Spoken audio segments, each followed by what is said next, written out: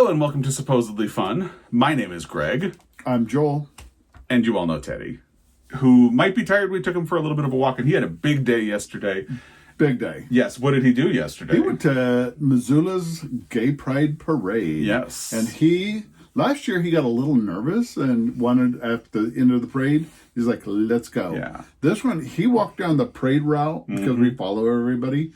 And people were like reaching over the railings, trying to pet him. Yeah. And he was loving it. He was loving it. It was raining very hard last year. Yeah, and I think cold. a lot of people were grabbing him in the face, which he doesn't entirely like.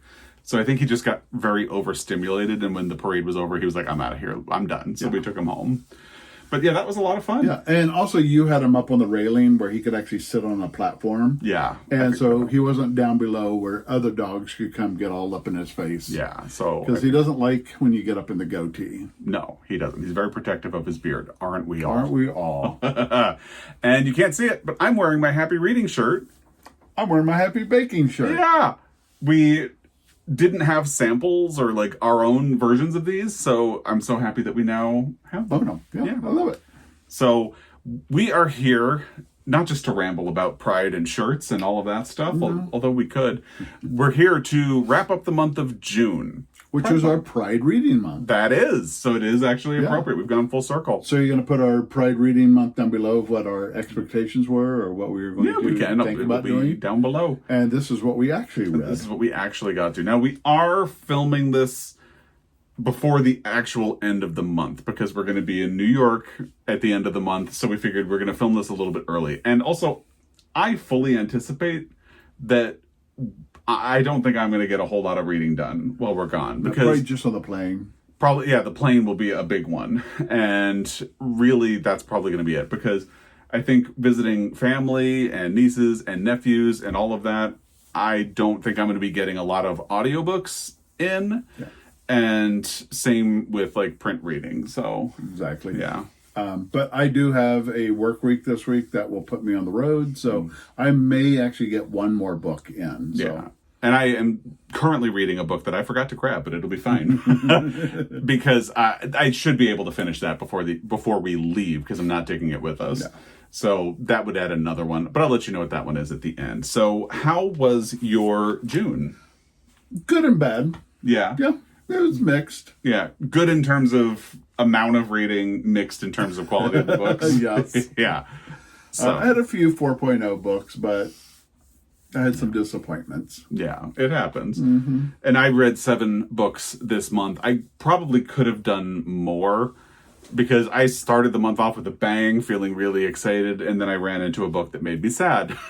And it took a little while to bounce back from that. The one we have in common. It is the one we have in common. So would you like to go I had first? 8 books, so why don't you I'll go jump first and we can end up together. There you go. All right, my first book was Go Luck Yourself by Sarah Rosh. It is a second book in a series. The first book was The Night Before Christmas. And Night Before Christmas was really cute, and I liked it.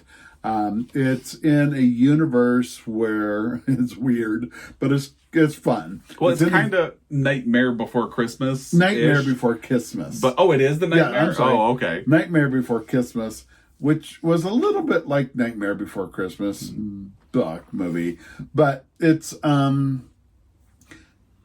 the Santa Claus and the Prince of Christmas and the Prince of Halloween, they kind of meet in their enemies to lovers kind of thing. So the whole thing is in a universe of the holidays. And so Christmas is trying to send more cheer out because they have a cheer meter and send more cheer out. So Go Luck Yourself was now the brother who is not the prince, but the brother of the Prince of Christmas met the Prince of St. Patrick's Day. Oh. And St. Patrick's Day is stealing their cheer. And so he went to confront them. Oh, no. And imagine when you confront somebody you don't like, they make out. Sparks fly. It was really cute. The narrator was very good. He did a great He did a great Irish accent, And in the steamy parts, it kind of got a little fun. That's fun. Yeah. Yeah. So it was a good book. Go Luck Yourself. I gave it a 4 stars, and it was a fun read. Yeah. And you said you liked it even more than the first, right? I did like it more than the first, but in the series, I will do the third when it comes out. Okay. Because it's a fun series. Do they know what holiday they're going to do next? I don't think so. Wow. Well, because the poor girl who is the princess of Easter was dating the brother of the prince of Christmas. So he's... And he turned gay, so the poor girl from Easter got dumped. Okay. So he's a prince, but he's not the heir to the He's not the heir to the throne. Okay. So there you go. And he doesn't even get the title of prince because he feels like he's left out.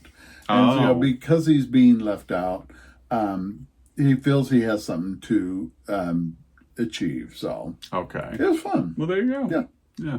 What'd you got? So my first one was a carryover from the month of May. It was I Will Greet the Sun Again by Kashayar J. Kabushani. And I had been listening to it on audio and I didn't finish it in the month of May. So I finished it in June, but that's fine because it had actually been on our pile of possibilities. Awesome. So this is the story of 3 brothers, and the one that we follow is kind of coming of age, coming out. He comes from an Iranian family and is struggling with sort of cultural expectations, the difficult relationships with his parents.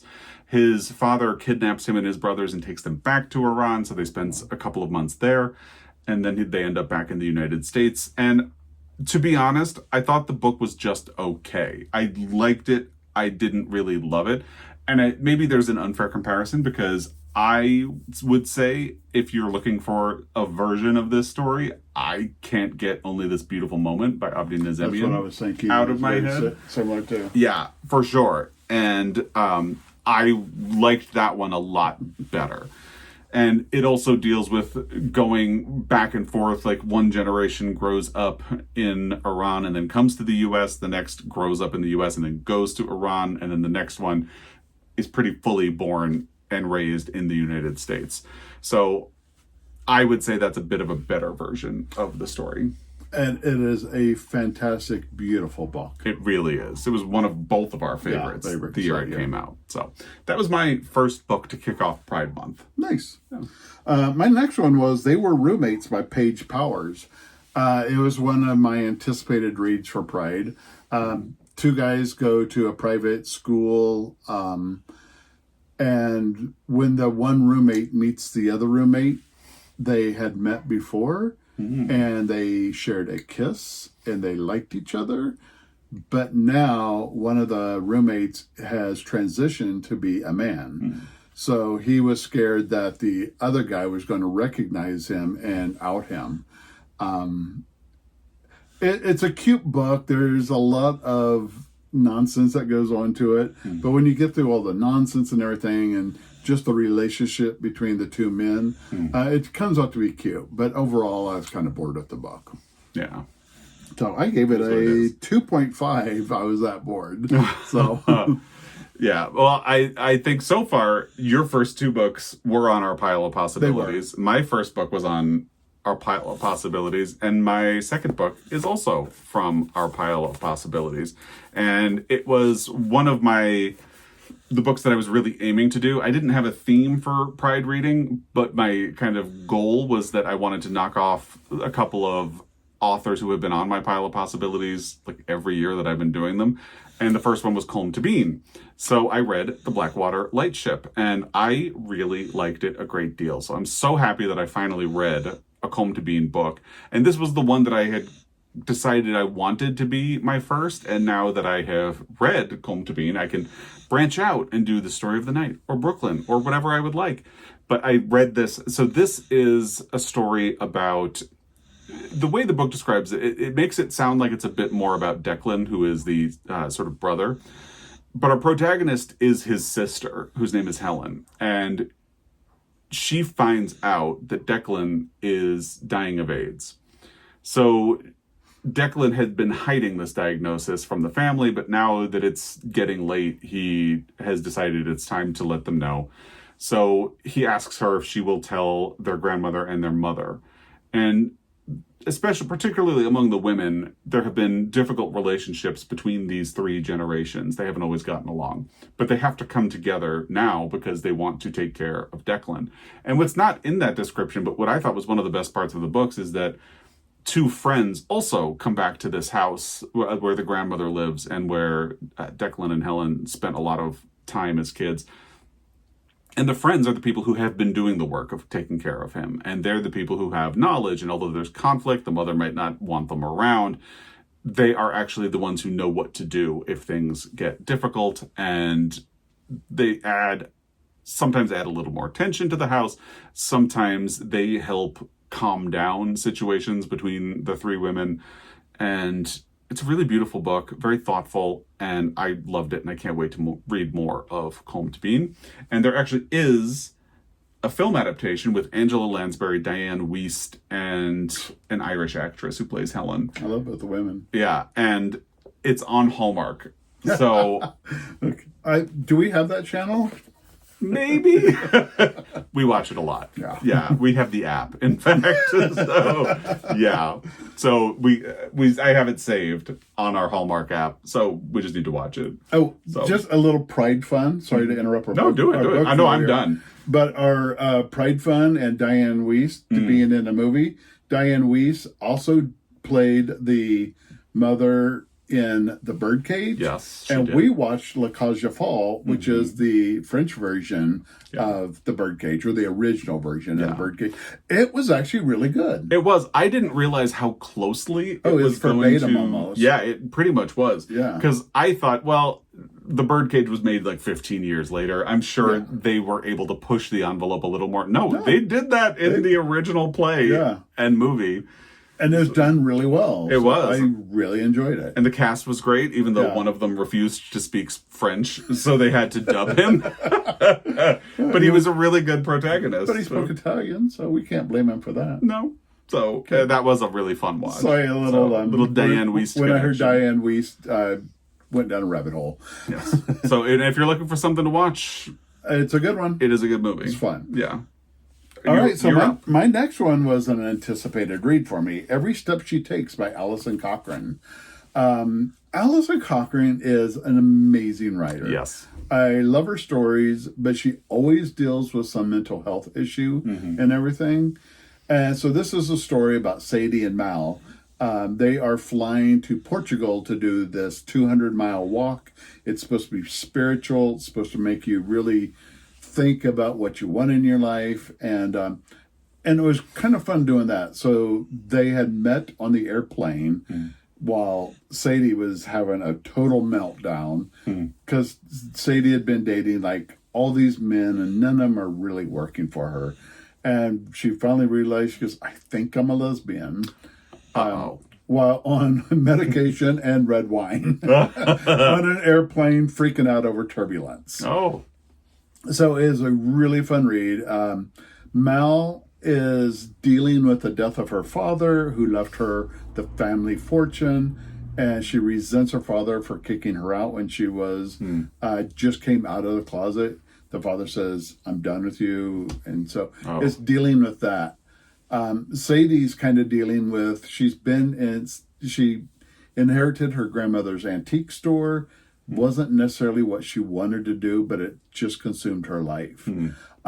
Good book, and the characters surrounding these two main characters were all characters. They're all on the walk together, and it's a really fun read. And Alison Cochrane does not disappoint again. She does not. The Charm Offensive, great book. Yeah. Kiss Her Once for Me, great book. And Here We Go Again was one of my favorite books. Great. Last year. Yeah. So that one is coming out. We have early access to the eGalley.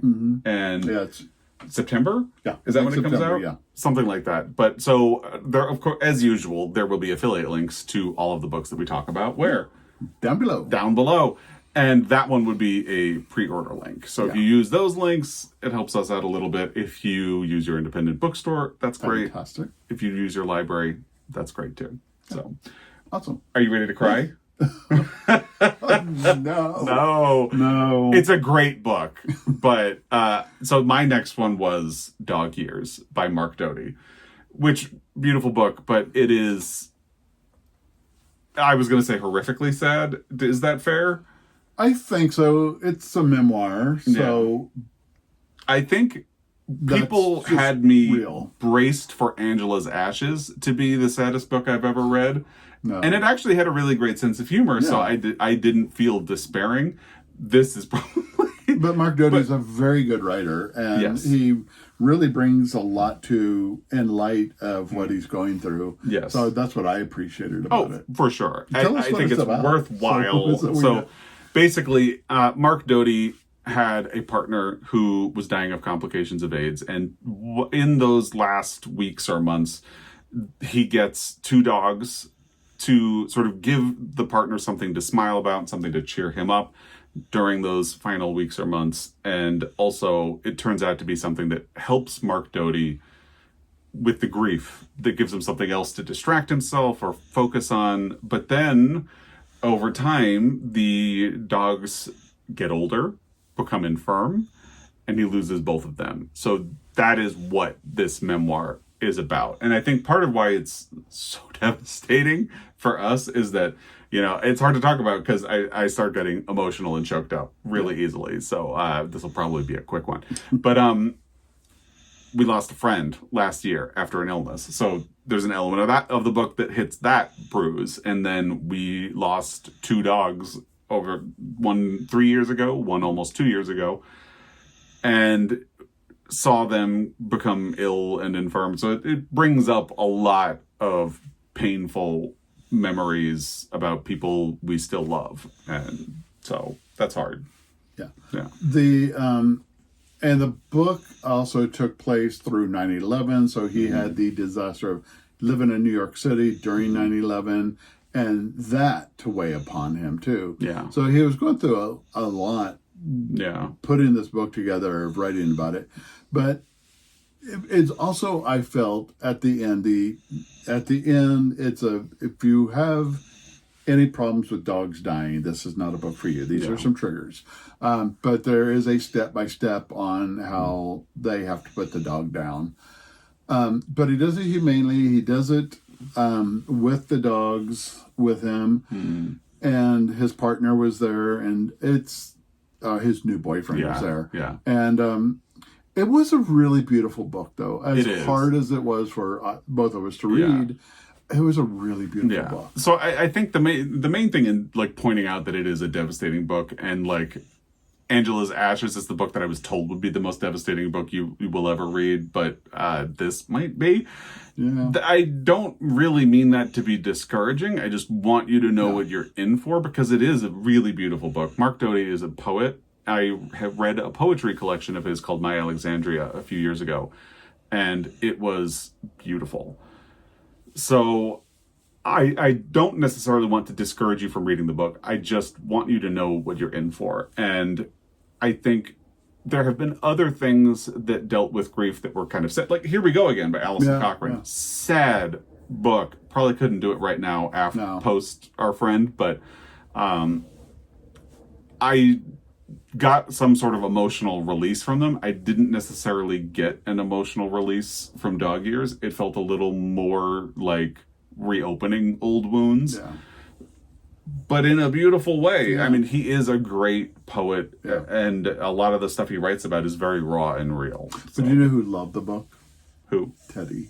Because Teddy got a lot of hugs from us. He did. And a lot of tears. He did. And I was reading on the couch and I'm crying, and Teddy was right there with me. Yeah. So he's very sweet. He's a good emotional support dog too. So. And it's adorable that he falls asleep like this. You don't put him down. I think he's doing okay right now. He's holding still. So that was my next book. And it was one that we had in common. And I think I actually warned you, like, maybe don't read it right now. And you waded in and got through it. So, well, what made it worse is I read it after the book I am coming up to now. Oh. The Lilac People. Milo Todd. Milo Todd, yes. It's a beautiful book.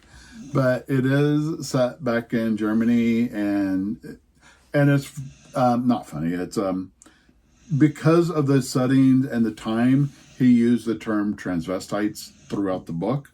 And he even puts a disclaimer in the beginning. This is an out-of-date term, but it fits in the book. Yeah. And it's how they kind of manage staying in and out of some of the concentration camps and where they're going.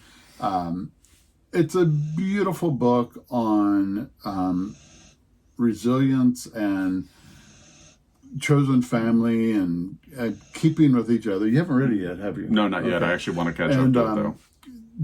And then it ends on an happy note, but there are some devastating parts of this. One of the women, who is a biological woman in one of the camps, basically went through a horrible time with as a prisoner with the guards, and she describes that verbatim, and it's like, wow, it's really, really heavy.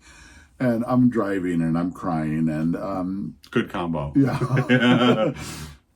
And but the way she tells her story is also kind of beautiful too. So The Lilac People by Milo Todd is a really good read, and I did give it a 4.0, so I really enjoyed it. And I've gotten comments from people who have also read it during June and really liked it. So this is one that we'll talk about whatever July plans we have, but that's one that I likely will not be fitting in June and might want to catch up to in July. Like for you, I think you'll enjoy it. I think so it's a too. Good book. Yeah. All right, you ready for me? Yeah. All right. I want to do this one. So my next one was "Run Away with Me" by Brian Selznick. And I feel bad because you just said you want to read it. It was just okay. Sorry. It's okay. I'll look at the pictures because they're pretty. They are pretty. So this one, it also reads very quickly. Yeah. And Brian Selznick is great. I think I have been a little more mixed on some of his work. I loved The Invention of Hugo Cabret. I was not super into Wonderstruck. So maybe there's an element of that. If you have been a bigger fan of all of his works, this might be a good one for you. And I think Teddy might want down now. So, all right, there we go. Bye-bye, buddy. Oh, look at that handsome shirt. Oh, yeah, there it is. So this one, and it was funny because he was at the conference that Joel and I were at in September and October last year, and he spoke before. Was it during a meal, or did he just during speak? one of the meals? Yeah, it was during a meal. So this should be a signed edition. There it is. So it's signed. And he said, because he had done so many illustrated books before, like, I don't think there are words in The Invention of Hugo Cabret, and I don't think there are words in Wonderstruck. It just tells a story through pictures. Maybe Wonderstruck, I can't remember. It's been such a long time since I read them, but he just wanted to write a book with text, and that was it. And either his agent or his editor kind of laughed and were like, it's not going to happen. People are going to expect illustrations from you, and that's what's really going to help market the book. So he came up with a way of opening the book with illustrations, and there's the Pantheon, which we love. So that's fun. Yeah. So we're keeping the book for the drawings for sure. For sure, yeah. And basically it opens with illustrations of a lot of the things that you are going to see in the story, including that elephant. Oh, yeah. Is very important to the plot. An elefante.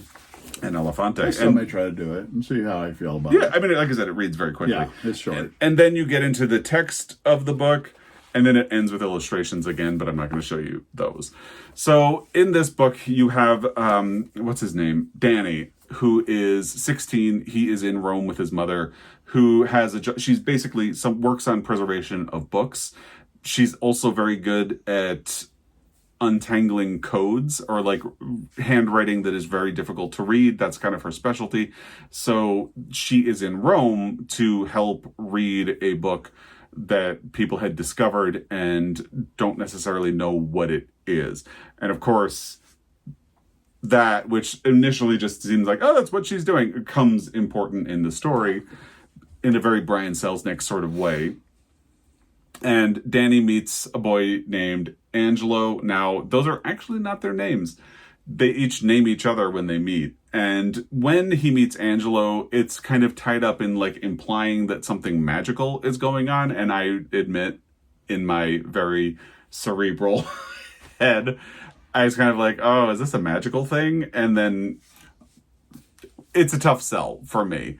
So maybe that's where I sort of detached from the book, but it is cute. It is good. It is a YA romance between two boys, and it's interesting. But at the end of the day, I admit, I just thought it was okay. So that was my next book. Do you still want to read it?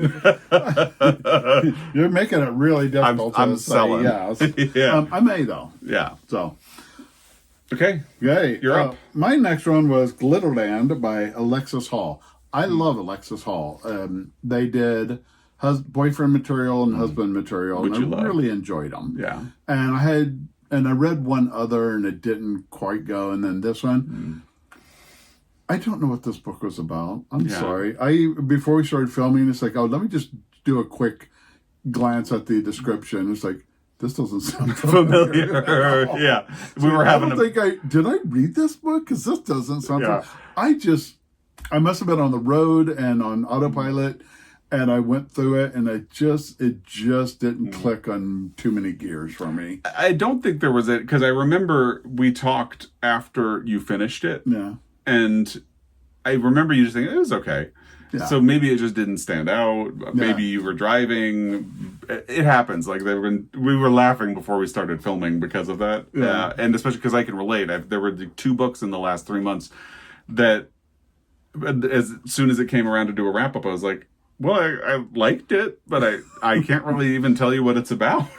So I guess I didn't actively hate it, but I just couldn't tell you much about it. It's like, I'm reading the description. It's like, did I read this? But I did. But it's always an interesting situation to be in. Yeah. Yeah, for sure. It did not get high points from me. Which seems fair. While you talk about your next book, I'm going to excuse myself and go put the pork in the oven for dinner. Oh! It's almost dinner time. Yes, it is almost dinner time. Yeah. Teddy will probably run away and follow you while you go. So talk about your next book. All right, so my next book was Futbolista by Johnny Garzavilla.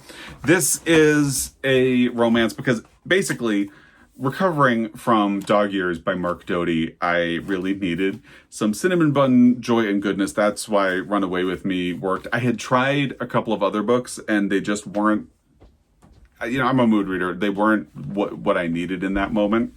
So Run Away With Me did the trick, even though I thought it was just okay. And Futbolista by Johnny Garzavilla did the trick.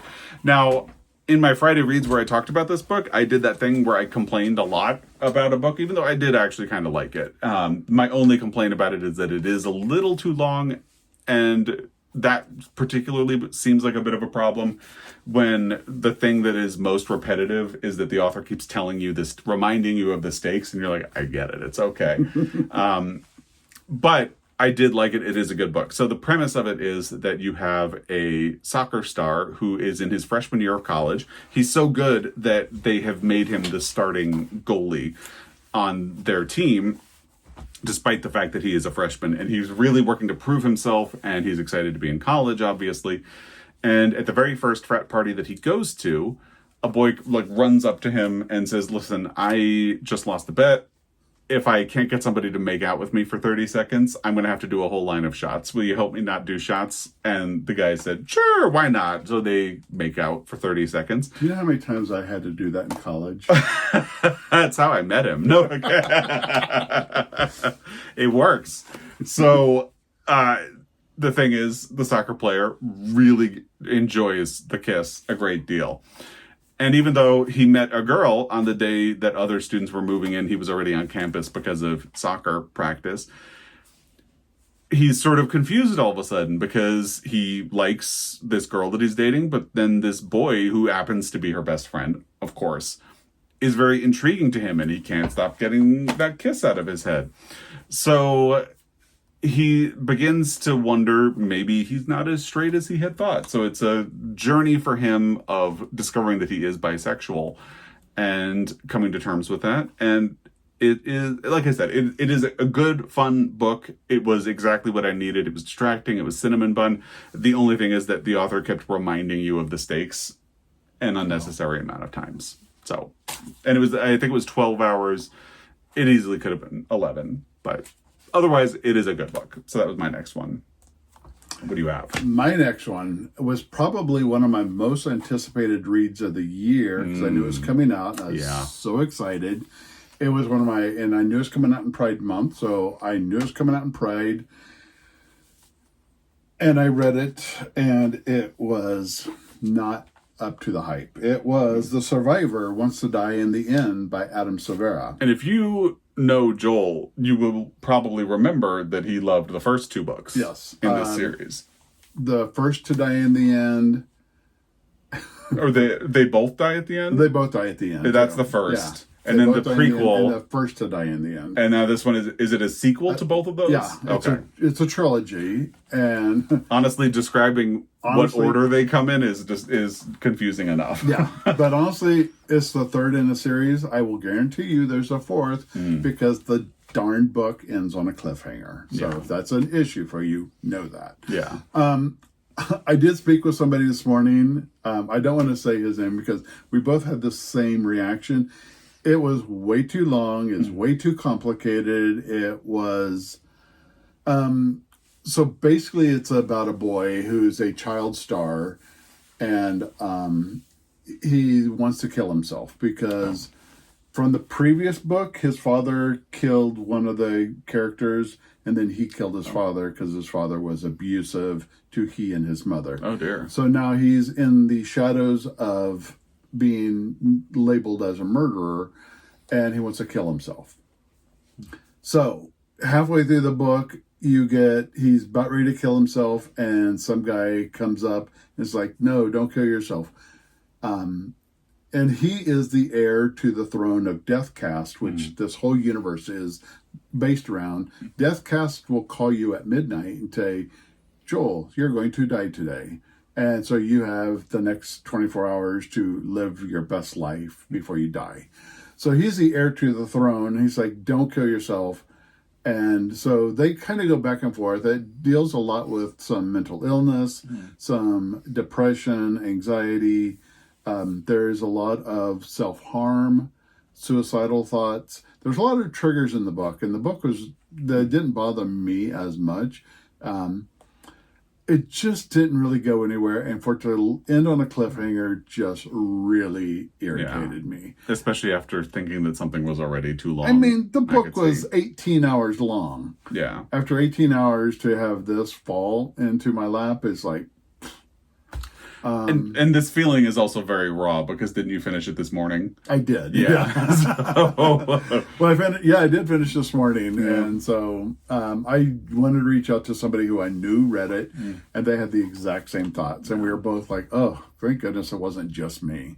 So because it's such a negative, I don't want to kind of share that person. So he and I have a lot of the same likes. I respect his decision on books. Yeah. So and actually me as well. Yeah. And I'm glad that we both felt the same way. So it had some really good parts, but in 18 hours, it could have been 9 hours long. Keep the good parts, ditch the bad parts. Yeah. So The Survivor Wants to Die in the End by Adam Silvera. And will you read the next one? Well, it's a cliffhanger. It's a cliffhanger, so fair. All right. My next book was a library book that I forgot to return yesterday while we were downtown, but it's fine because actually it's not due until even after we leave for New York. Anyway, it's Sleeping Children by Anthony Passerone and translated by Frank Wynn from the French. I actually ended up listening to this on audio. The audio is like 4.5 hours. And it was really good. I found this to be a very fascinating book. It isn't, strictly speaking, an LGBTQ plus book. So I stretched the limit of Pride reading a bit. But I think it definitely connects to Pride reading because this is a book that is about the outbreak of the AIDS epidemic and pandemic, and it is so there's part of it in alternating chapters that deals with the science of like the outbreak spreading and the reactions that doctors had, the few people who tried to take it very seriously in the beginning, but the ways in which they were struggling because it was originally labeled as a gay problem. and the problems that they faced trying to get funding, trying to get resources. Hospitals would tell some of these doctors, you cannot do this work here because we don't want gay people in the building, especially not when they have this disease that we don't know. They didn't really know how it spread in the early days. So for that reason, it connects to a gay story, but it is much more about Anthony Passarone's actual family story. It relates to something that he remembers from his childhood. And the sleeping children are people in France where in the 70s and 80s there was a heroin trade, and heroin became a big addiction problem, at least in the region of France where he grew up and where his father had grown up. And Sleeping Children refers to the young people who had gotten hooked on heroin, and it's not just a metaphor for like them wasting their lives on heroin, but also you could literally find someone passed out in the street with a needle still in their arm. So it's kind of literal and figurative. So his uncle, Desiree, who he only has one memory of because he died when he was very young, falls under the spell of heroin. He marries a woman who is also using heroin, and then it is learned that AIDS is being spread among heroin users because they share needles. And eventually Desiree is tested. It's positive. His wife becomes tested. But even the fact that the process of testing is covered in the scientific section. So it kind of parallels, like they couldn't have even been tested a year earlier, if I'm remembering correctly.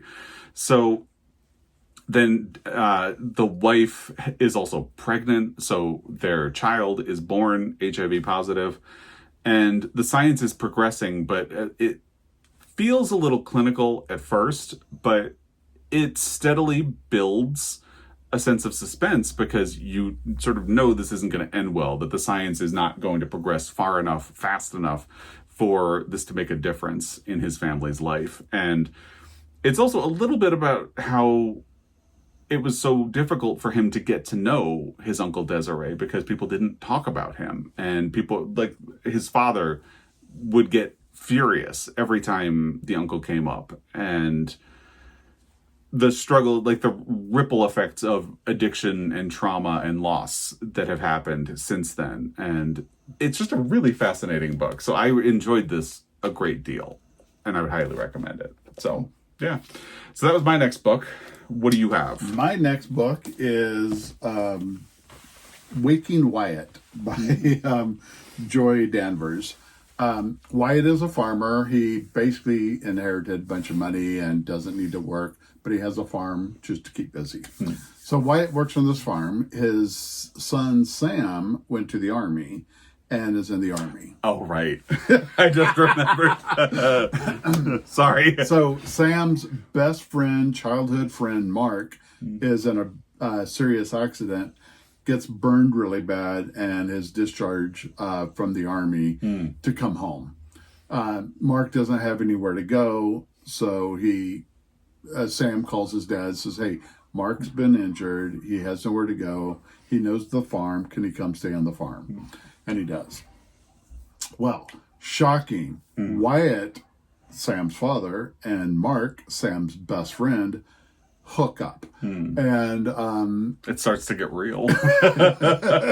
So it's a male-on-male romance, and it's actually called something like Big Age Gap Male Romance themed. Oh, yeah. And it was cute. So Wyatt basically, when the woman got pregnant and had with his child, she says, I want nothing to do with him. Here's the kid. I'm gone. That always happens in these gay romances. So. And so towards the end of the book, they have to, Mark and Wyatt need to explain to Sam what's going on because Sam's coming home in a month.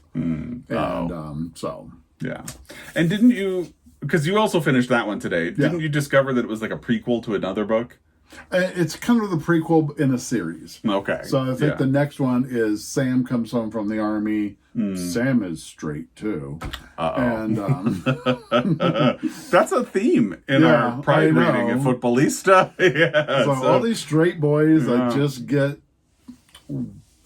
wild and crazy, chaos. So yeah. So that was my last book. It was cute, but yeah. Well, my last book that I've finished so far in June was This Book is Gay by Juno Dawson. We got this on Independent Bookstore Day at Reading Leaves in Townsend, Montana.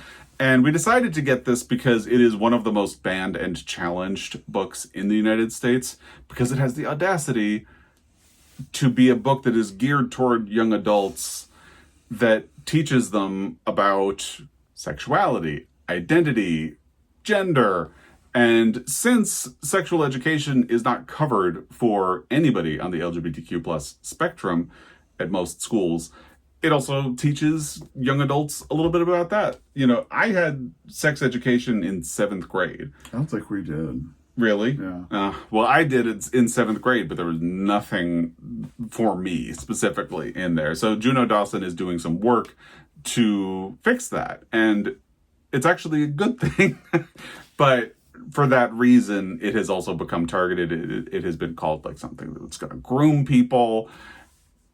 We don't have to get into that. I'll just get angry. But, and I knew going in, it's like, this is not a book for me. It is not targeted for anybody my age. It is probably not going to teach me anything, but I just want to support this book. So that's why we got the copy of it. And I wanted to read it, but I think what we're going to do, you might read it, right? Yeah. So once we've decided if we're going to hold on to it long enough for that, after that, we are probably going to put this in a little free library, and hopefully it will find its way to somebody who does need that. Because, you know, and if you're not queer or part of the community, it still is a good read, because you might learn. I think one of the things that really helped me, and that would also help you, is that our foster son taught us a lot about even the parts of the community and the terminology that we didn't really know, because that terminology didn't exist when we were growing up. And a lot of like bisexuality, when I was a teenager, people just didn't believe it was real. So through him, we learned a lot of the lessons that we hadn't picked up when we were growing up. So it wasn't like new information, but I'm really glad that it exists. It is a very funny book as well. It has a nice sense of humor. And so it is sort of an essential book. It's a shame that it is so banned and challenged. So I look forward to seeing it. I mean, we won't know, but hopefully it will end up in the hands of someone who would need it. So, all right. Now, we're filming this on, what is it, June 22nd? 2nd? Yeah, so there's still a week left in June, so it's a little hard to figure out what your plans for July might be. Do you have anything? Oh, and I should say, I'm actually going to be reading the Alison Cochrane book on the plane, so I might finish that one too. And I'm reading A Boy's Own Story by Edmund White, so hopefully I'll have that one done before the actual end of June. I don't know what I have lined up yet. Yeah. I haven't quite decided. I haven't found a lot of things. One, I cannot find the audiobook or the an ebook. Yeah. And I don't know if we're going to do the physical book or not. But Florenzer, yeah. And the library had a copy, I think, so I put a hold on it. Okay. And it'll probably come while we're gone. But Florenzer by Phil Mendelssohn. Yeah. It's a historical fiction book of taking place in Florence. Yes. And so Florenzer, if I remember, Eric Cervini had recommended this. He's a gay historian. He said it used to be a pejorative for someone who's gay. Yeah. Because there were just, I guess, a lot of gay men in Florence at the time. So. But it's Leonardo da Vinci's coming of age or coming out gay, and his time in Florence. Experimentation. Not Leonardo DiCaprio, which is what I told him. It's like, what? I'm not reading that. Yeah. So, no, not Leonardo DiCaprio. Oops. Yeah. So, but there's a couple that we've had dinner with some friends. There's some really good books I want to read. The French House, which is the heiress of a Champagne Yeah. family. Kind of like The Widow Clicquot, which is Yeah, another book, Clicquot. but fictionalized. Yeah. Yeah. And The Secret War of Julia Child sounds really good. Yes. So yeah, there's a couple of books out there I kind of want to try. And do we want to mention the person we met? Yeah. So we met somebody at Pride yesterday who is a writer, and I had not heard of her books before, but they sound fascinating. Do you remember the names of them? I don't remember her name. Yeah. So her name is Susanna Sonnenberg, and one of them is a memoir about her relationship with her mother and the toxic relationship and how she decided when her mother was dying not to be there. And a lot of people see that as something very extreme. I think it's something I can kind of relate to. And the other one is about friendships. Friendships, yeah. Yeah. And I can't remember the titles, but One is her friend. and I can't look it up because my phone. We're We're filming on my filming on phone. my This phone. is my phone. So, And, my search isn't going quite well. so Susanna Sonnenberg. I'll put links to the titles down below so you can go check them out. I'm thinking about But, reading the memoir of her mother. Yeah, I think that's a good was a starting very point. dysfunctional family Yeah. and horrible and things you like and I love a complicated family story. So she's a very sweet person. So Yeah. we sat and we talked a lot. She Teddy reeled her in. Yeah, And he's good at that. yeah. So she was really a sweet person. So I'm looking forward to reading one of her books and for getting sure. to know her. And it was a New York Times bestseller. Yeah. So and then in July, I want to get back to Gilead because I had been reading that in May and I put it down because I needed a break from serious stuff. So now that Pride Month is going to be over, I would like to get back to that. And I just made a list of some things that I had been thinking of getting to soon. I don't know if I will or not. The Known World by Edward P. Jones. Now that I've read A Colm to Bean, maybe I'll jump to Brooklyn by Colm to Bean. Nesting by Rasheen O'Donnell is something that I found a copy of. Spoiler for my book haul for June. And Glorious Exploits by Ferdia Lennon. I got that at Brick and Mortar Books. Oh, yeah. In, what's Seattle. the name of the town? It's outside Seattle. Oh, Redmond. Thank you. Washington. I kept thinking Ravenna. Is that a thing? Yeah, it is. Oh, okay. We went to a bookstore there. Yeah, okay, there you go. But Redmond is where it is. So those are the ones I wrote down. And I also wrote down that since we're at the halfway point for the year, I have read 40 books. Ooh, I read so 40 far. books. So look at us. Yeah. We match. And Twinsies. we kind of match. Yeah. But in different directions. Yeah, So that is our June, not the complete June. We'll catch you up to anything we do finish in the month of June.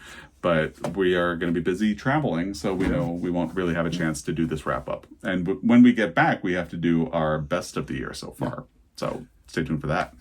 Last night we tortured ourselves. We watched one of my favorite queer movies. It's a great movie. Yeah. It is sad. It is sad. It's a great movie. Boys on the Side Yeah. with Whoopi Goldberg, Drew Barrymore, and Mary Louise Parker, Anita Gillette, James James Remar, Matthew McConaughey. Yeah. Like, this movie has everything. Everybody.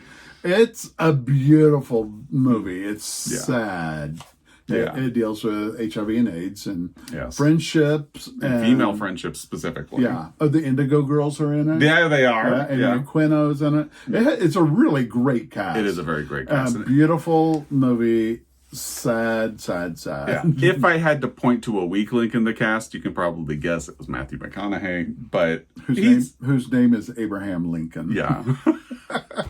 Go with that. Yeah. But everybody else is on fire. And he's not bad. It's just if you're going to compare him to everybody else. I think it's probably one of his first roles. It was very early on. He's like a baby. Yeah. So that was a great watch for Pride. So good movie. Yeah. Very good. I love it. Whoopi, She is phenomenal. she's such an underrated actress. Yes. She has an Oscar and she's still an underrated actress, I think. So, yeah. And Drew Barrymore is just Drew Barrymore, and she's perfect in this role. She is very perfect in the role. So. As Abe Lincoln is arresting her for killing an old boyfriend, and she's in handcuffs going into the car. Her two friends come up and she goes, "He loves me," which was which my friend Jerry says, "Oh my God, that is so you." Thankfully, not anymore. Yeah. So, anyway. All right. All right. Happy That was Pride. true. Happy Pride. Happy reading. Happy baking. And like I said, we have other things that are planned for while we're gone, so stay tuned for those. And when we get back, we'll do our best of the year so far. Awesome. And all of that fun stuff. So as always, we really appreciate your time. We will be back. Until next time, happy reading. Happy baking. Happy Pride.